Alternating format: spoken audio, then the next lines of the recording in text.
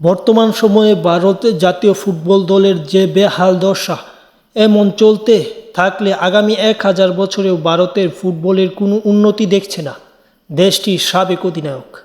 Indian এক্সপ্রেসকে দেওয়া সাক্ষাৎকারে বাইচুং বলেন, ভীষণ 2047 খাতা কলমে আছে। কল্যাণ চৌবে এটা খাতা কলমেই রাখছে। এমন চলতে থাকলে 2047 নয়, বরং 3047 সাল পর্যন্ত অপেক্ষা করতে হবে আমাদের। সর্বভারতীয় ফুটবল ফেডারেশনের শুধু কথা বলতে হবে না, কাজেও করে দেখাতে হবে, এমনটাই বলেছেন ভারতের সাবেক অধিনায়ক বাইচুং।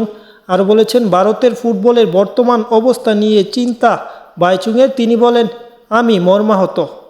সর্বভারতীয় ফুটবল ফেডারেশনের কার্যবাহী কমিটিতে আছি, কিন্তু এখানে লোকজনদের পরিকল্পনা শুনলে সত্যিই খুব ভয় করে, কারণ তাদের পরিকল্পনা বাস্তবায়ন করা অত্যন্ত কঠিন।